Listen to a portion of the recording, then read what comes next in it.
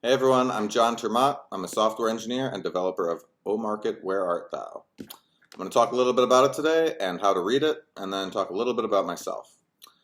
First, I do want to say that if what you need is financial advice, you should contact a licensed professional because O Market is no substitute.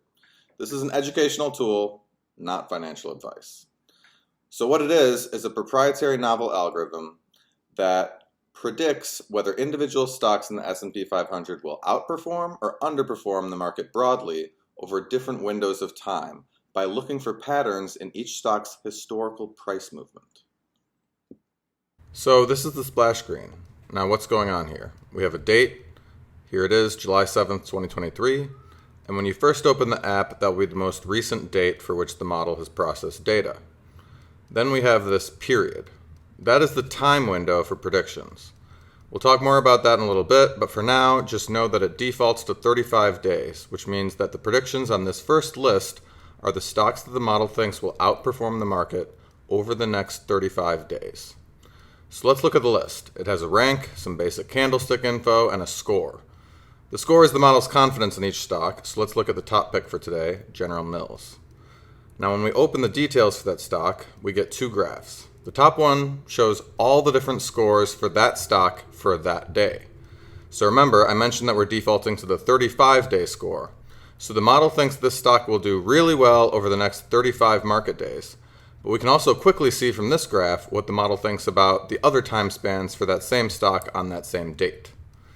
And we can click on those other periods in the graph to toggle between different periods. And you'll see that when we do this, it changes the other graph as well as the stocks that are in the list, because now we're looking at the top picks for the next 10 market days instead of the next 35 market days. But let's go back to the 35-day period. Now let's look at this other bigger graph. This is the historical data for this stock. So here we can see the historical price movement for that stock in blue and the scores given to the stock by the model on each day. We can also zoom and pan while we're looking at this graph, so we can look at data all the way back to 2016 and we can zoom in closely on different time periods. There's also this yellow dashed line on the right. That is marking today's date. Now the nice thing about this graph is that we can now go back and evaluate past predictions. To jump to a past date, we can double click on one of these green bars. I'm going to pick this date where the model gave a negative score and is pessimistic about this stock. And now when we do that, we see a few things. One, we see that our period graph changed because now it's showing the distribution of scores for different time ranges on April 5th instead of July 7th. We also see that the stock list has changed to the picks for April 5th. And the other thing we see is this yellow box and red dashed line. The yellow box is marking the period that follows that date so that we can see how the stock actually did on the prediction. So for right now, this is a 35-day box, and this red dashed line marks the aggregate price movement of all the stocks that I have in my database, all the stocks that the model has available to choose from as a benchmark for comparison. Remember, I never use data from an ETF or any other external data for benchmarking. I only use the aggregation of all the data that I have in my database in order to prevent survivorship bias. You can read more about survivorship bias on Wikipedia, so I won't go into too much detail here. But I will say that O-Market does use historical constituents from the S&P 500, and the inferences on each day are only drawn from stocks that are in the index on that date. However, there are a few reasons why my data just wouldn't match the data of an unweighted S&P 500 ETF like RSP, for example. For one thing, I scraped the historical constituents off of Wikipedia's history pages, and that's sure to contain some kind of errors. Secondly, there's a lot of older data from 2016, 2017, etc. that I just can't find. It's probably stocks that don't exist anymore, and those stocks would have been greatly underperforming the market during that time.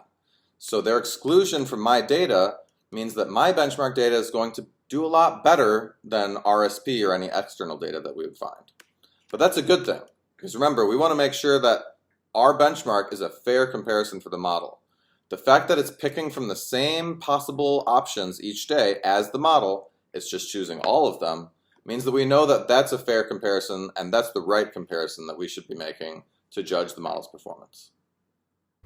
All right.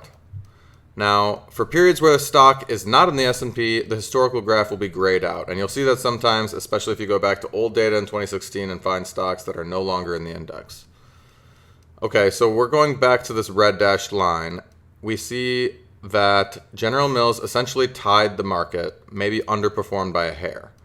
Now let's go back further to when the model was optimistic and one of the previous times that General Mills was a top pick. Now we see that General Mills did greatly outperform the market over the next 35 days this time, and that's good news for the model.